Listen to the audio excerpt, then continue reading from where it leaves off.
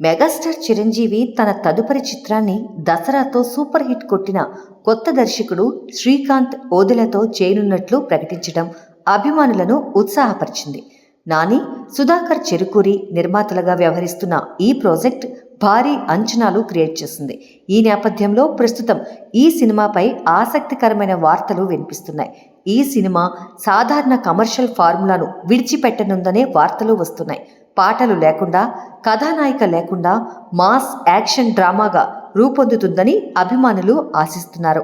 ఈ విధంగానే సినిమా ఉంటే చిరుకు అదొక వెరైటీ సినిమా అవుతుందని అభిమానులు భావిస్తున్నారు. అయితే చిరంజీవి గత చిత్రం గాడ్ ఫాదర్లో ఇలాగే పాటలు తక్కువగా ఉన్నాయి. రొమాంటిక్ ట్రాక్ అస్సలు లేదు. అయితే ఈ చిత్రం బాక్సాఫీస్ వద్ద అంతగా విజయాన్ని సాధించలేకపోయింది. మరి తన అభిమానుల అభ్యర్థనను చిరంజీవి పరిగణలోకి తీసుకుంటారా లేక కమర్షియల్ ఫార్ములాను కొనసాగిస్తారా అన్నది ఆసక్తికరంగా మారింది. అధికారిక ప్రకటన కోసం అందరూ ఆసక్తిగా ఎదురుచూస్తున్నారు. చిరు అభిమానుల ఆశలు నెరవేరుతాయా అన్నది వేచి చూడాల్సిందే. మరి శ్రీకాంత్ ఓదెల చిరు కోసం ఏ తరహా కథ ఎంపిక చేశాడు అన్నది ఆసక్తిగా మారింది. హీరో నానితో ప్రస్తుతం ప్యారడైజ్ చిత్రాన్ని తెరకెక్కిస్తున్న శ్రీకాంత్ ఓదెల ఈ మూవీ కంప్లీట్ అయ్యాక చిరు చిత్రానికి షిఫ్ట్ అవుతాడు.